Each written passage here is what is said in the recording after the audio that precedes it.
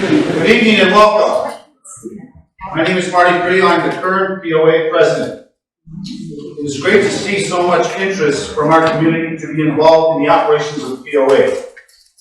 We have a good representation of candidates from all parts of the plantation that have presented themselves for the election of 2 positions on the Brunswick Plantation Board of Directors. You should already have received your ballot. You can drop your ballot off at the Brunswick House, mail it to Waccamaw Management at the address indicated on the ballot. Go online, they can vote at waccamaw.com or fax it into your phone using the number that's on the ballot. The ballots must be received by April 10th, 2022. Also on the ballot, you may be able to register for the annual meeting on May 5th at 2 o'clock in this room. So now let's get started. We are here to learn about the candidates running for office. We all want to know a little bit about themselves and, of course, their views on things concerning our community. Beth Griffiths, our community association manager, will host the meet and greet. She will introduce each candidate and they will be given 3 minutes to introduce themselves. We ask residents to send in questions. They would have to be heard, that they would like to be heard by the candidates' views. Beth received all the questions. The board of directors was not privy to any of the questions. Beth sorted them according to topics into 5 categories. The questions were formulated on topics based on the questions presented. Each candidate will have 2 minutes to respond. I think Beth indicated that a lot of questions came in with yes and no answers, and she's indicated to the candidates how to respond to it. They have signs yes and no. Please be civil and respectful to all the candidates. They are volunteering their time and talents to step in and take the reins to keep our community the best. Right now, we'll turn it over to Beth. So my name is Beth Griffiths. I'm with Waccamaw Management, and I'm your new Community Association Manager. Not that I planned on ever being a Community Association Manager, but I enjoyed your facility when I was up here. When we first took over, I did all transitions for incoming properties, and there were some challenges with finding a manager, and as the Vice President at Waccamaw Management said to me, I think that's because you were supposed to be there. So I'm here taking it. Thank you. I hope to do a good job for you. I've been with Waccamaw Management for 9 years. I've helped train incoming employees and managers, and I have stepped in as a fill-in role, such as I did up here, anytime it's needed.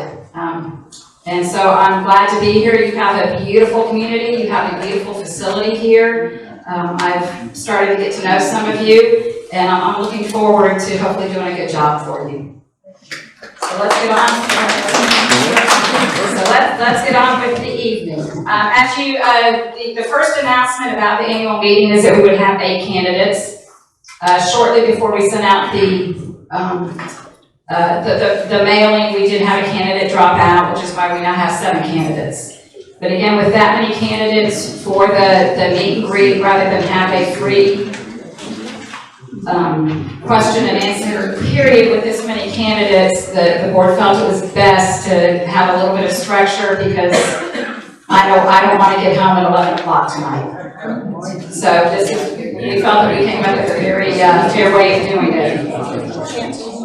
So in a few minutes, each of the candidates will step up and they will introduce themselves, and they will each be given 3 minutes to speak to the audience with whatever they would like to address. After that, I have come up with questions. As it turns out, there was a group that were pretty much yes and no answers. And so when those questions, I will ask those questions first. They'll be very short. And each candidate has a yes or no sign to hold up. I will ask the candidates if you will hold them up for about a minute as the videographer pans over so that she can see, that will be on the video. I will probably still read what each of you respond, but this way she'll get it on video for those people that want to watch afterwards. We'll then ask the questions. To keep it fair, we have created 7 cards, 1 for each person running. Making sure you see these. I've got 1. Sorry, I'm not seeing that. They see it. They all know. Yeah. You're going to go into a hat, and at the beginning of each question, I'll draw the cards out, and that's the order in which they'll answer. Now that could mean that somebody could end up being first every time, or someone could be last. But again, we're going to draw them out of a hat. That was just the system that we came up with that we thought would make it fair for everybody. We are ready to get started. So Wendy, if you'd like to go first. We're gonna challenge my voice today. Awesome. Y'all can thank me later for going first. So my name is Wendy Cheek, and I have moved with my husband and 2 children recently to Brunswick Plantation. We moved here in May and relocated from the Charlotte area. We have 2 children that are in college and working, and more fur babies than my husband would appreciate, but we have them. The reason I wanted to put myself out here and participate in the board is because we have had such a positive experience moving here. The people that we have met have been so welcoming and helpful, and I wanted the opportunity to give back in a way that I felt like my skill set matched. I don't know all the issues that surround the plantation because I'm new here, but I think that gives me an opportunity to have fresh eyes. I've looked back through your board notes and seen a lot of the issues that arise from my background as a certified public accountant. I'm a CFO currently. What I do every day is put out fires. That's what your board does. You know, they're constantly having to work on issues that come up that you need a vendor, they're not doing what they're supposed to do. You know, residents, aren't following policies and procedures, so it's enforcement. So I feel like my background would be a good fit to help manage through some of those issues. For me, I think setting your budget and staying on track with cost and managing that is an important piece of what the POA does in conjunction with the management team. So I feel like I could add that experience that I have to help work through the budget, reporting on the budget to make sure we're meeting expectations, and then working through any vendor problems that we might have. In my role, I also handle HR, so I'm used to dealing with employee issues, legal issues, contracts. So all those things are what makes up what I saw in your board notes. So I feel like another key component of the board is to communicate well. Talk to residents, find out where they're having problems, help them resolve those problems. You're never going to make everybody happy, but the key is to communicate appropriately. So that's what I hope I could bring to you guys. The other thing that I feel like is a key is listening. A lot of people, can say a lot of different things, but the key is, are you listening? And then are you giving the people that you're listening to a voice?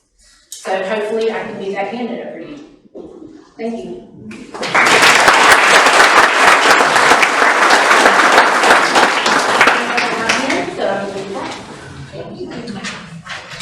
Now we have Rich Edwards. Hi everyone, welcome. Thanks for coming out here tonight to introduce all of the candidates to you. First, I want to thank all these candidates for offering their time and services to our community. About me, I reside in Smithfield section of the Plantation, having built a house here about 20 years ago. My wife Denise and I have lived here full-time just over 9 years now since my retirement. Prior to my retirement, I accrued over 40 years in the field of real estate and facilities management.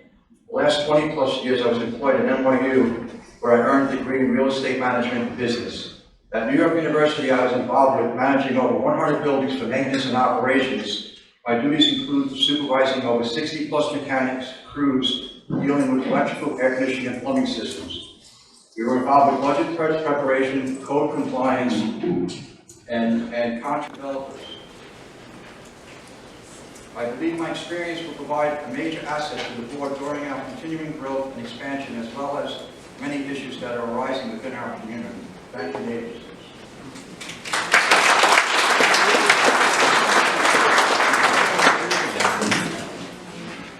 And now we have Robert Hunt. I'm Bobby Hunt. I don't know, some of you know me, some of you don't. I've been here 17 years, and in that 17 years, I've grown to love the community. You read my resume, some of you. The only amendment I'll make to that is I left it out, and my wife let her proofread it. She reminded me after I sent it in. I was also a vice president and recording secretary for Clairwood Estates up in Hastings, New York, where I used to live. And I assume since you're all here, you care about the future and growth and course that Brunswick Plantation is going to start taking.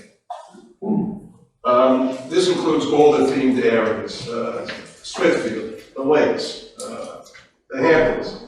I see too many division in all these properties. We're not working together. This is one of my goals if I get on the board. I'm going to try and bring the community back together where we're all just one big group, happy group of family.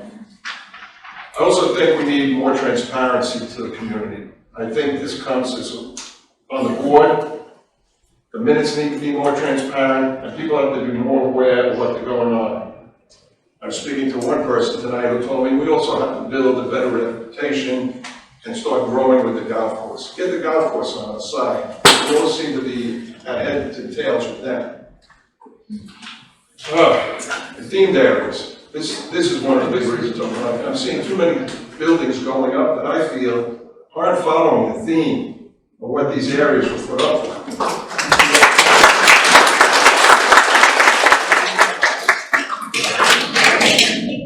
I see some houses going up that don't belong where they are. I see other houses not following what they should be doing. I think we need a stronger ASC, one that's going to deal a little bit harder with the buildings.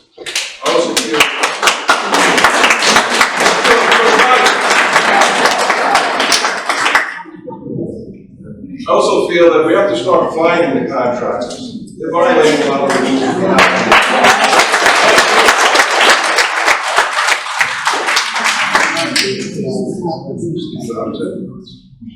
We have to start finding, they're breaking a lot of rules, they're working past hours, etc. I also realize that lately there are some, what we'll call thefts of utilities going on. Now, the security committee, which I'm still on and have been for a while, they're working on that with the sheriff's department. I believe the board has to prosecute if these contractors are using our utilities, such as the electric from the pumps, water that belongs to Plantation. Homeowners, you have to prosecute on your own if they're using your utilities. And basically, that's it. I'd like to end with one quick story. When I moved here 17 years ago, I made friends with Phil Mecklin. I don't know how many know him. Yeah. So Phil and I used to always talk over a couple of beers. And Phil used to say to me, Bobby, look at us. Two guys from up north living in this community. We did so well for ourselves. This place is like heaven on earth. It's such a wonderful place. The people, everything. I spoke with Phil about 6 weeks ago. And he goes, you know what? This community isn't what it used to be. It's just not the same anymore. People are fighting with each other. Each section's having problems. If I'm nominated, if I'm elected, it'll be my honor, it'll be my task to try and bring this community back together.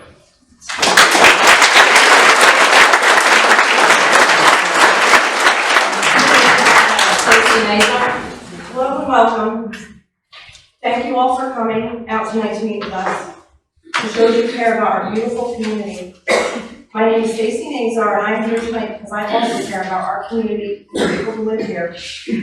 My husband and I love Brunswick Plantation from the first time we drove through the gates. After meeting people and seeing how nice the community was, we knew this is where we wanted to live and ultimately retire. I have lived in Brunswick Plantation permanently for the last 6 years and have owned property for 9 years in 3 different sections of the community. First starting with a condo and a custom home, and now I live in the Hamptons. In addition to being a homeowner, I'm a member of the Brunswick Plantation Golf Association, the Women's League, business owner, and real estate broker, in which I have been blessed to meet and help numerous people in the plantation. We've been very fortunate to grow as a community, and as with everything else, growth comes with challenges. This past year, there has been many issues creating division within our community. As a member of the POA board, a goal of mine would be to work as a team to address these issues, in addition to future complaints and suggestions that arise, making the best decisions for the whole community, as we are all part of Brunswick Plantation.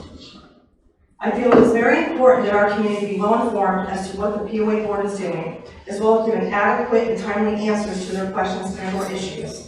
If you elect me to the POA board, I will work to ensure that this is as much transparency as possible. My knowledge in accounting, being a business owner, working for a golf community, and being on the Architectural Standards Committee, and my background in real estate for over 12 years, I feel I would be an asset for the board. All residents matter. Elect me and we will listen to what you have to say. Community first. Thank you.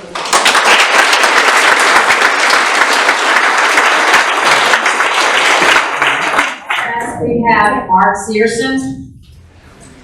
Good afternoon, everyone.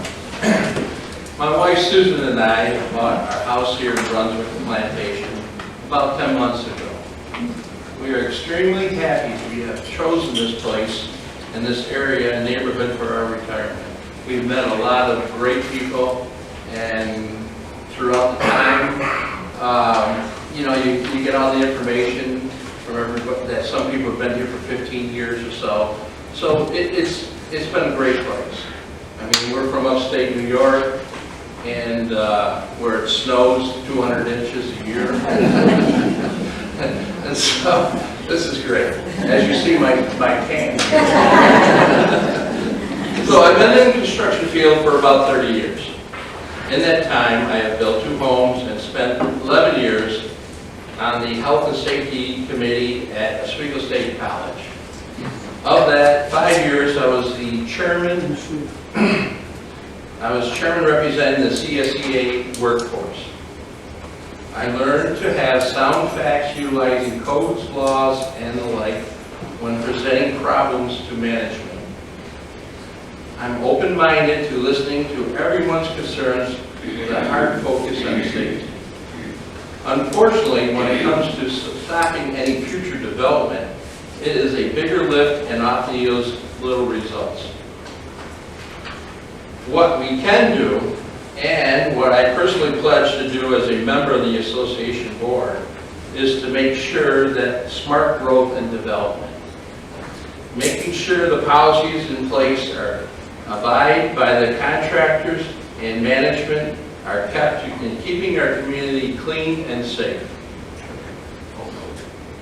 If policies need to be evaluated and changed, to keep that goal in mind, then time should be spent to do it right. One example of this is that on my daily walks, I am constantly picking up debris that should be otherwise be taken care of by the contractors. These are the small things that keep our neighborhood in prime condition. Let's work together to keep our neighborhood beautiful and clean. Let's hold contractors accountable, keep management honest, and working on behalf of our best interests, and grow with common sense in mind. Thank you for your consideration.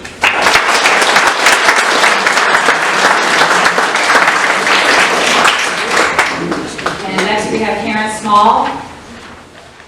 Can you hear me? Yes. Okay, good. I guess I'll have to stay close to the microphone here.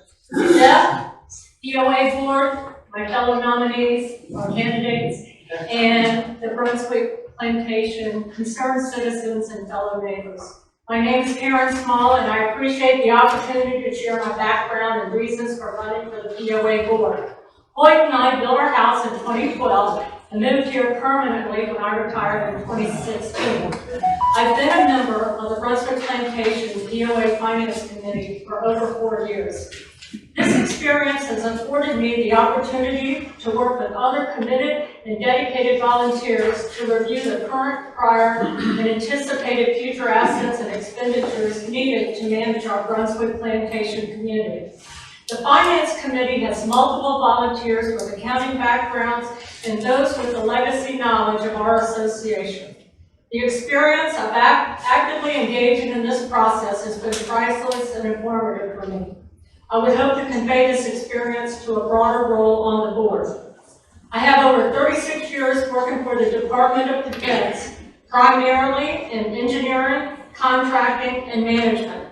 The work routinely dealt with complex issues. As a public servant, I have the responsibility to act in good faith and good stewardship of government funds as I was accountable to the taxpayer. Attention to detail, developing well-written contracts, and active administration of contracts were and continue to be critical. I would want to convey these skill sets to the association as a whole. I see our community growing at an exponential rate, much like the rest of Brunswick community. Our borders are expanding and there are unknowns with the future growth. There will continue to be complex issues to address as we embrace the future. This future will bring new roads and infrastructure. New engineering reserve studies to address this future growth are given. Contract development and oversight will be important for our future needs. Communication.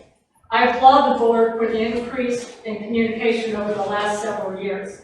Continued active communication is paramount. Put that black hole or gap, they're going to fill it with their own information if you don't provide information, full information to them in a timely manner. It's a given that we all don't think alike or agree. That's human nature and reflects our individualism. Active listening and collaboration with stakeholders will continue to be key to our success.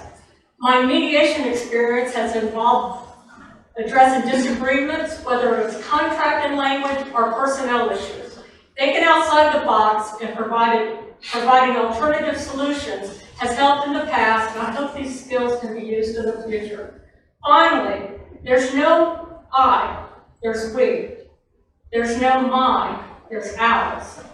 And we can work together to improve our community. Thank you very much.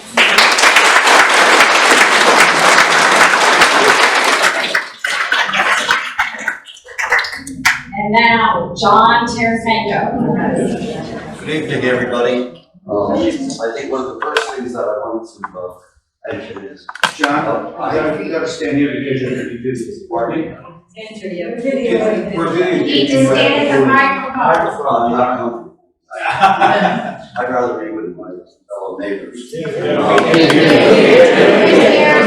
one of the most important things that I believe. Be careful. Yes, we got. One of the most important things I believe that the role of the board of directors is their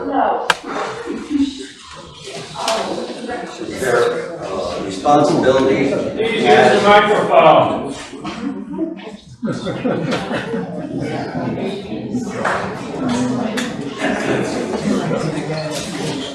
One of the main things that the board has to look for is their fiduciary responsibility to the residents and to be able to spend their money prudently and wisely. Our budget isn't extremely large and it isn't extremely complex, and I'm sure every one of the candidates here, if they seek the mentoring of the board, mentoring of prior board members, if they seek the mentoring of a very excellent finance and budget committee, I think headed, overseen by Kathy Scott, if they seek some information from a very good safety committee that we have that watches over the well-being of us, and if they seek, and a lot of people don't realize, some experience from a very good 501c nonprofit corporation that we have in here to react with the board to help with charitable needs of our neighbors outside, if they would all do and ask for mentoring, they'll be able to acclimate themselves very quickly to the board's responsibility.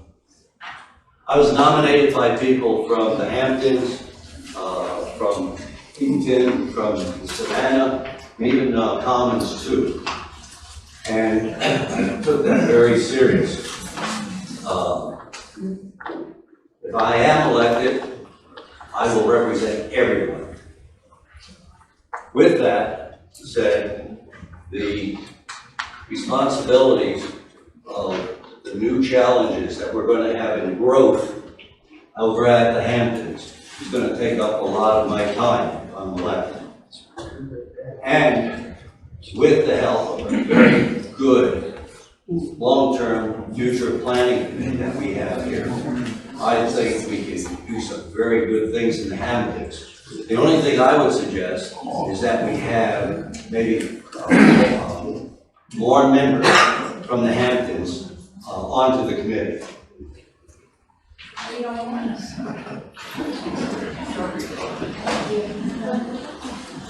Well, with that said, the reason I decided to accept the nomination is because the president promised that he would double the salary. That's probably why we have so many candidates now. No, seriously, the reason I decided to accept the nomination is because over the last 2 years, I've seen some very good things here. I've seen random acts of kindness that endeared me to the Brunswick Plantation. I saw a gentleman that lost his beloved wife, and his friends, neighbors, and people he associated with not only came to the memorial, but I saw him come to the church. They consoled him and his family. I saw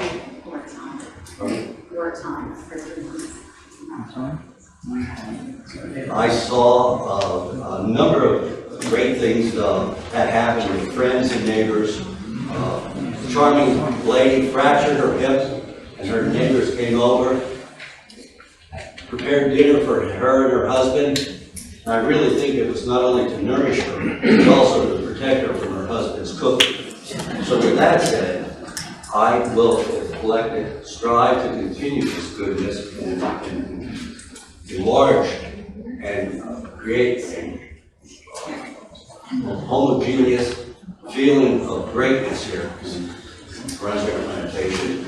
And that will be through being able to communicate, being accessible, and also to be honest and to be very fair to everyone's concerns. I'm not getting any younger, but I'm not as sharp as I was when I was younger. Just the other day, I spoke with a gentleman, and in confidence, and he said, 1 minute, please. He said to me that he was going to have an affair. And I said to him, is it going to be catered? And needless to say, my wife, Jane Marie, will help keep me sharp. Thank you. Series of 5 yes and no questions, and all the candidates have a yes and a no, and they will hold them up. And if you can hold them up long enough for the videographer to pan. Yeah, and I guess, right, the people in the background, you can hold them high, and I will also read out what people have held up. So the first question, have you read the amended and restated Master Declaration and Development Plan for Brunswick Plantation?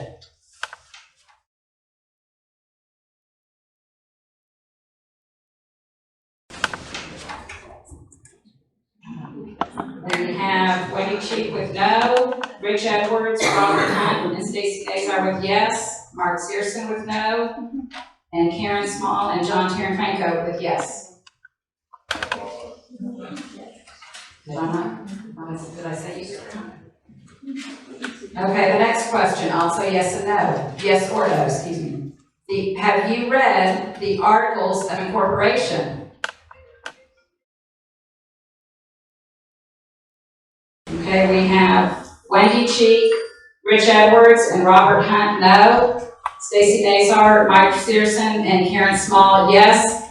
And John Terenfanko, no. Have you read the bylaws?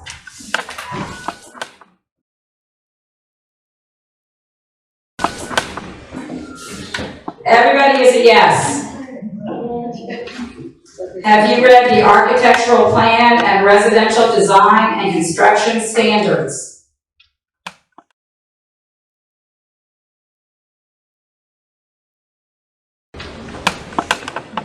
We have all yeses with the exception of Mr. Searson, and he is a no. He probably has not submitted anything yet.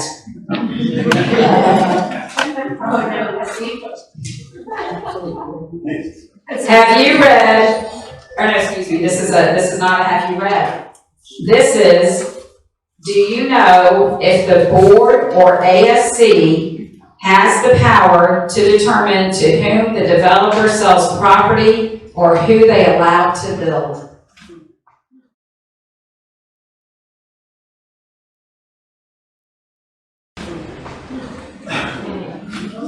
Do you know if the board or ASC has the power to determine to whom the developer sells property or who they allow to build?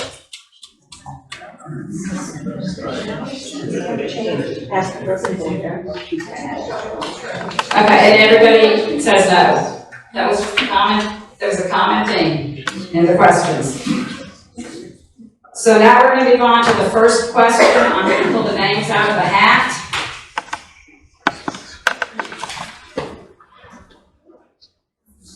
Wendy Cheek will go first. There are numerous concerns regarding new builders and the increased growth in Brunswick Plantation. Many owners believe the ASC standards have not been preserved and upheld with respect to house design, construction quality, landscaping, etc. What are your plans to address the concerns of residents on these issues? So my approach would be to research, to read some of the contracts that are associated with the rules of the organizations, to protect the integrity of the community, and then address each complaint individually, talk to residents, and just get as much information as I could. Okay.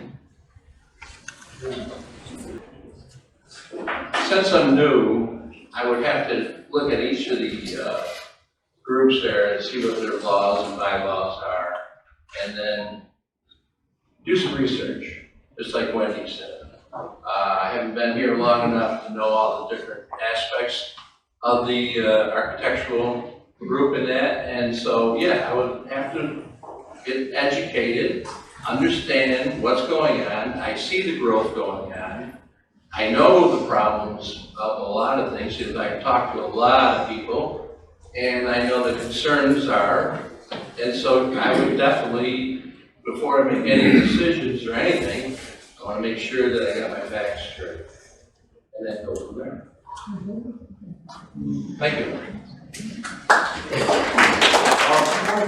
According to the master declaration, the architectural committee was created to enforce all the plans of the Procore construction company. A lot of those plans and models and square footages and layouts no longer exist because Procore doesn't exist. So I think the standards have to be kind of revised to what the new developer is offering as packages for the architects and different deemed areas. I know that the master declaration states minimum square footage and setbacks and a bunch of other regulations that are enforced by the county. But the maximum square footage and stuff like that is not addressed, and I think it needs to be addressed.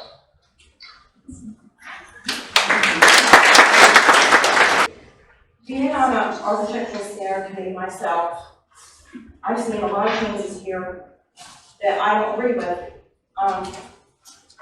And I knew this question was going to come up. I feel that we should not have 2 developers on the Architectural Standards Committee.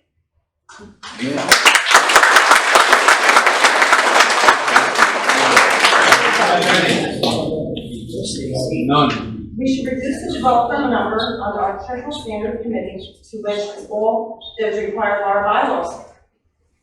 This would be a pro-community action.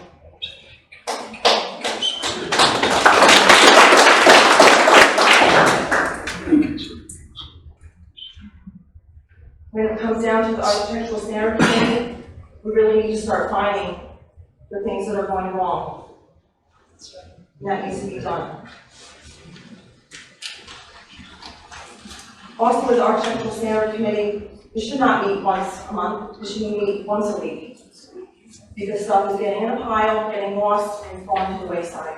And I think that is a big thing that needs to be done moving forward. Thank you.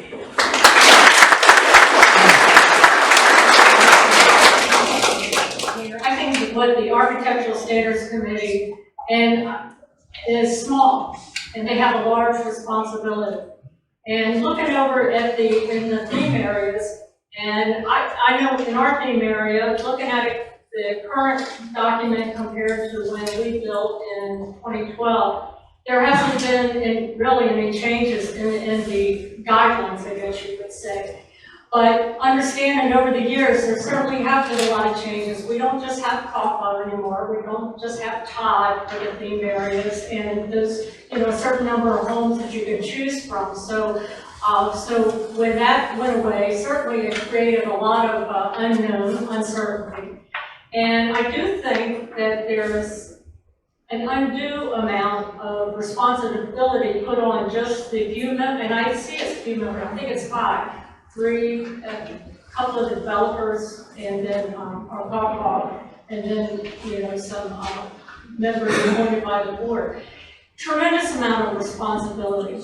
And are we really getting stakeholder input, say for the Hamptons? And of course, in the Hamptons, you have so many different themed areas as well. So we have their input and reviewing some of these plans, and are there things that can be looked at there with regards to having more input instead of looking at something and saying, okay, at least the minimum can be, it's more than 1,500 square foot, et cetera. So there's a lot of things that need to be done, a lot of looking at what the contractors are presenting and enforcing what has been approved.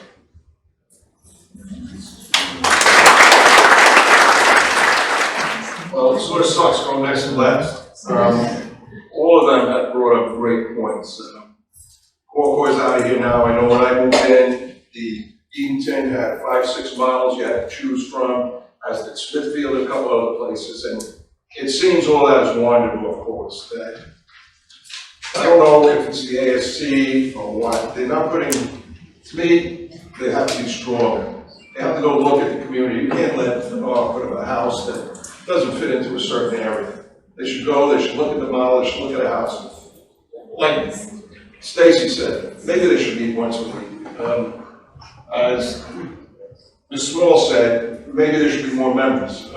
These are all things that the board has to sit down and look at. But anyway I look at it, I feel that the ASC has to be a stronger committee, has to look more closely into what the builders are doing, and has to really make a resolve to make this community what it should be. Well, first of all, I don't make decisions on motions. For the last 30 years running my successful businesses, I've made decisions on facts, I brought in experts, I brought people together to give me their opinions, I brought smart people in to give their opinions, then I just pray that I made the right decision. So with this in particular, I can't tell you what I do until we bring people together and talk, and then we can get the facts out, what's actually in the documents, what aren't, and then from there, we can try to improve things. 2 minutes up. Okay, the next question is on builder violations and fines. And again, these were drawn from, we had 8 or 9 people that submitted a list of questions. There were themes throughout these questions that repeated themselves, and some were very similar. So I tried to come up with questions that encompassed all of them. In relation to the prior question, there are ongoing problems with the builders, subcontractors in many areas, including appearance of job sites, loud music, dirt in roads, and debris in ponds. There are also instances of subcontractors using water and electricity from common areas or neighboring lots. What are your plans to address the concerns of residents on these issues? I've heard about the issues of contractors walking on people's property, taking water and electric and stuff like that. And I believe that that should be a part of the architectural committee. Maybe what the other guy said, to expand them, to make them more visible in these areas, addressing some of the concerns. Also, we need to remember that when these contractors come on, there's a different crew there every day. One is pouring concrete, one's putting up the frames, the next guy's coming in for roofing. So you're never really communicating with the same people all the time. So there needs to be some kind of lead contract forming for each individual developer that you can bring these issues to and address them. And if they're not doing what's supposed to be done in your community, that they pay some sort of fines, not a little small fine like that's in the rules and regulations now, like $50 or something. These guys are making $500,000 to $600,000 on a home, building a home for someone. They need to be fined something that they're going to feel, something that they're going to pay attention to, not just a drop in the bucket. I believe I addressed a lot of that in my opening statement. I totally agree that these contractors have to be fined for leaving dirt in the roadway, for running late hours and all. I have a friend who is on a committee down in one of the other areas down by Merrill's Inlet. He told me that in fines on construction alone, that this community pulls in over $100,000 a year, that they don't let anything slide. If they leave dirt in the road, they fine them. Going on other people's properties to use their facilities. I'm on the security committee. We spoke with the sheriffs. The people have to prosecute. As far as using POA utilities, the board stays active. They should prosecute these people if they can identify it. Additionally, any contractor going onto somebody else's property or using POA property, if identified, that person should not be allowed back on our property at all. When Jane Marie and I, we were young, we owned a farm. We developed a portion of the farm. And what I had them, the contractors set up a temporary service. They either paid for it or they gave the property owner credit against the amount of the cost of the building. There's other things we can do. We can make sure that every contractor that comes in has a small tractor with a brush and cleans up every day after. I believe in fining them, or at least giving them a warning once or twice, and then if they violate the warning, then fine them. As far as going on people's properties, it's a civil matter, and they have to document it, like taking pictures, different things like that, to prosecute them. That's about some of the success I saw in development and keeping these contractors and subcontractors in neat orderly with their profession. So I agree with a number of things that everyone's been saying. I think, builders should be required to have a representative on site in order to hear the problems that are getting encountered, and then required to research them, do an investigation and resolve with the residents, and be accountable to the board or the ASC. There were some great suggestions right here amongst the candidates, and I'm listening to them, and as I said, I'm new. But the bottom line is that I believe the POA and the Architectural Committee should get together, develop a strong guideline for the main contractors here.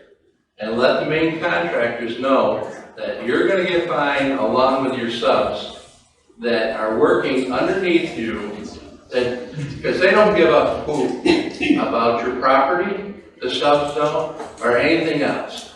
And I've seen it over and over, the garbage, the crap, and everything else. This afternoon, I walked along the whole pond in back of our house, actually, on Belfour, and I picked up over 2 bags of construction debris. There was a couple boxes that are the siding boxes, you know how big they are. They were in the pond. I fished those out, but there's a couple sheets of fiberglass insulation still in there that I can't get at. I'm gonna have to develop a hook or something to try to pull them out. And I've seen landscapers with their netting from the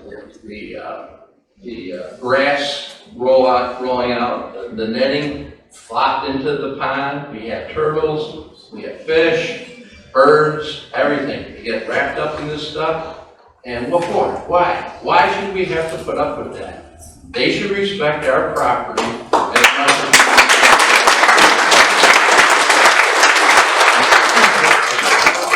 this is the first time I went around the ponds picking up stuff. There's no reason for it.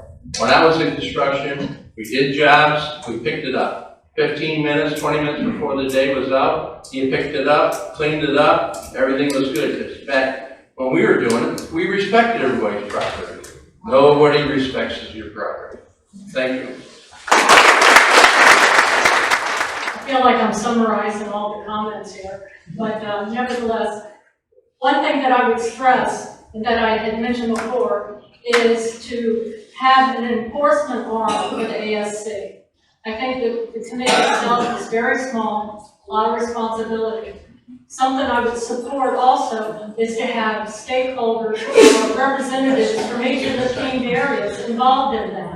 We're the ones who live in the communities and see it day to day, whether it's a truck or whatever, and what needs to be done. So I think that's important, to have the representatives from all the themed areas involved in this as well. Definitely, as I stressed, holding contractors accountable. And a key thing would be more question, are our penalties strict enough and strong enough to really get their attention?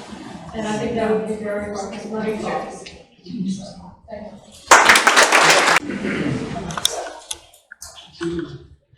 I'm in agreement with everybody.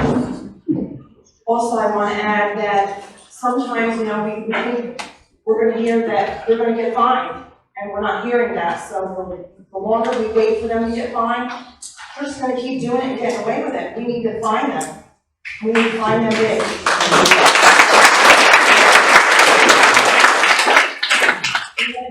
When it happens to do with trespassing on the property, we need to call the sheriff. We need to get them charged.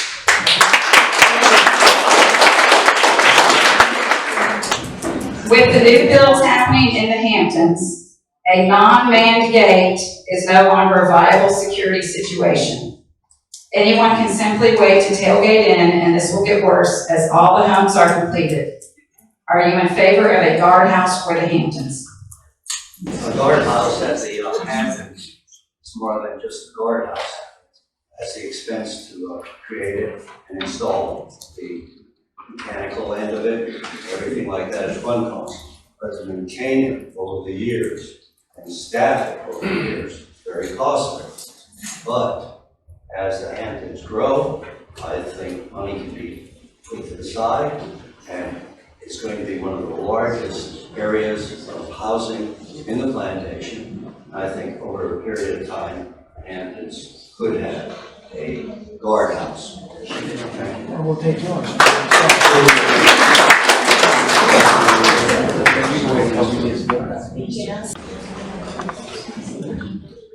I feel that with the growth that's going on in the Hamptons, a guardhouse would be good. I really do. It could be more cost, but in the long run, it will be good for the residents there and for the whole community, because the whole community uses the Hamptons. They use the pickleball, they use the tennis, pools. And I would be in favor of having a guardhouse. Thank you.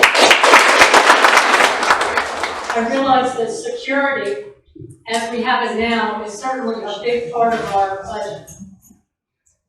That being said, though, with all the growth going on in the Hamptons, and once we have all the people and the houses over there, I believe it would be prudent for the board to look into the outward years and budget for the future for a gate in that area, a guardhouse in that area. About this one, I have an unfair advantage over the rest of the candidates on this issue as a chairman of the long-term planning committee. My committee has been asked by the board of directors to look into actually installing a guardhouse at the gate at the Hamptons, and the committee is currently looking into that issue.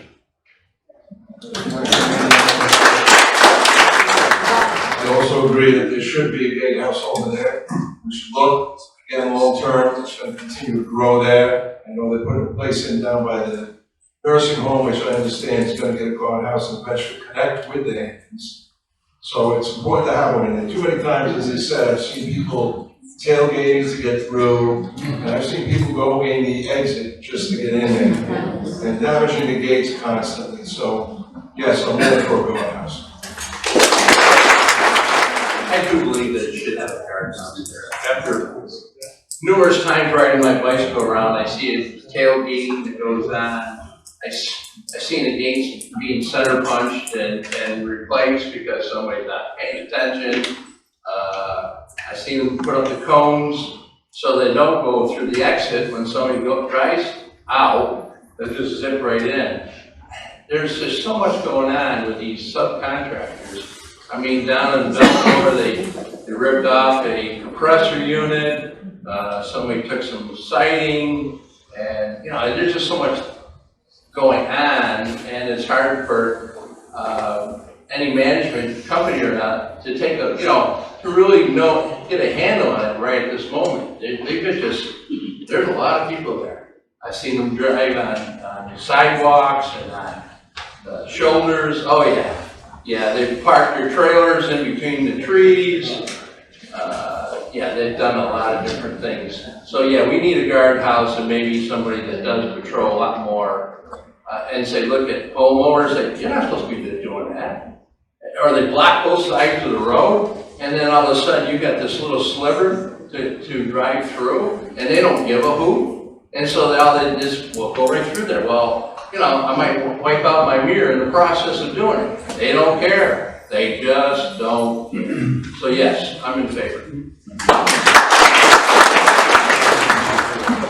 So I think, it's kind of said, I would definitely be in favor of putting, the resources in the budget to plan for a guardhouse and long-term. What do you perceive being the most significant problem facing the community? And what is your plan on how to correct that problem, both in the short term and the long term? From my perspective, the biggest problem I see right now in Brunswick is all the building that's going on, the contractors, the in and out traffic with the subcontractors, problems they're causing. I think the board has to stand up, has to look for solutions. I'm not saying I have a lot right now, but I would certainly look into it and try to correct some of these conditions that the builders are doing. Thank you. So being new to the area, I don't know that I know all of the most significant. I know the one that gets talked about the most in forums and such, and it's been the builders, it's been the contractors, it's been keeping them accountable. So I would say that, you know, addressing those major construction issues because growth is happening all around us would be the most important thing. And I think I would just get out and talk to people, look at the complaints that we're having, and then work with the team, the board, the architectural committee, and you know, other people in the community that may have an idea of how to address it the best and come up with a plan. Thank you. This was talked about before, but I believe having change with the architectural standard committee would be the best thing for the community. We need to, one I said before was have one developer on the board with ASC. And I believe that change would be a good outcome for our community. And long-term, you know, with the growth of the Brunswick Plantation, there has to be a lot of change. And we all have to come together as one. Thank you. Short term, I see the growth.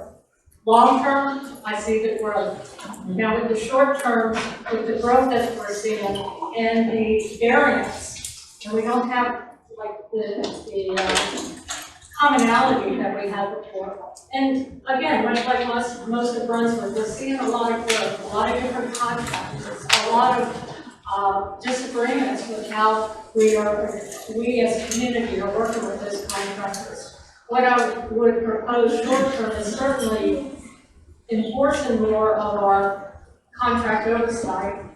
And also in the long term, it's going to take more people and resources. And we need to budget for that.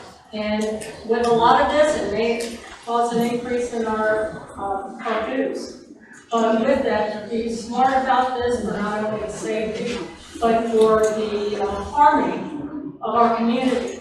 We really need to budget for it so that we can, and also addressing the contractor enforcement, standardization, and getting the stakeholders of the different theme communities involved with this.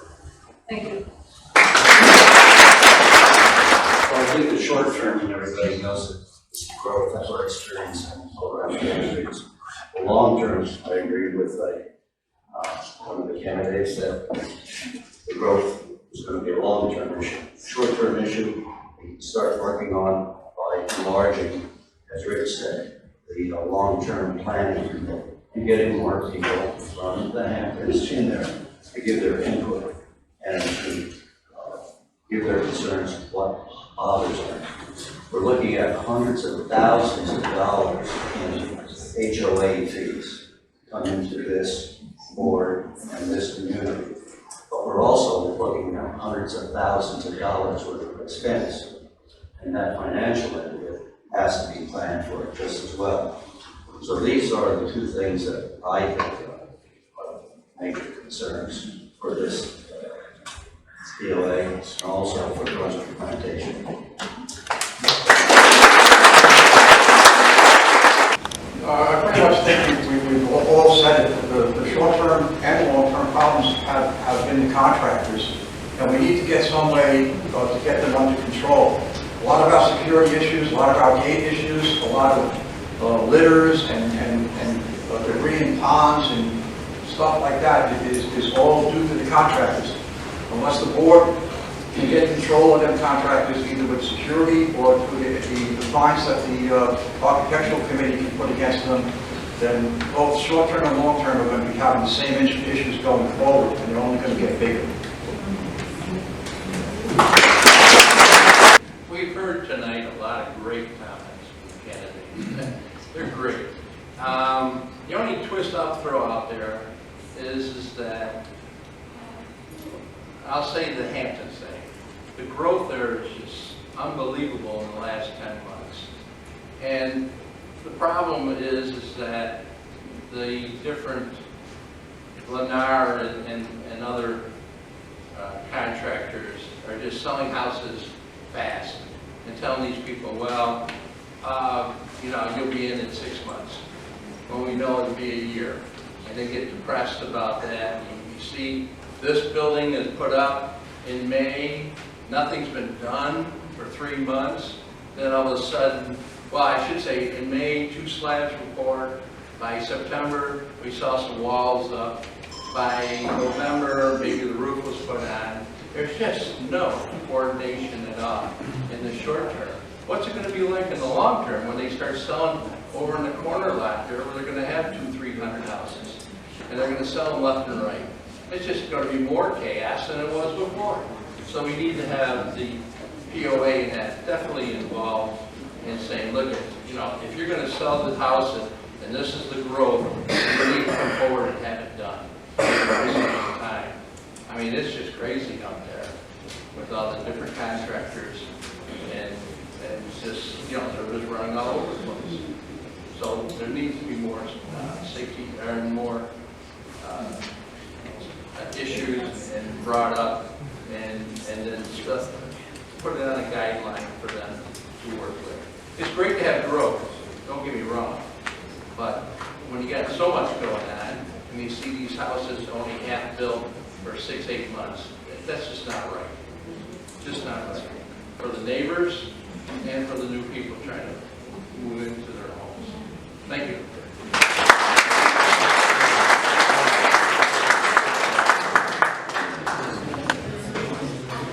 I'd like to thank everybody for showing up. It was, I thought, very instructive. Thank you, candidates. I thought you brought up great points, and I'm looking forward to the vote.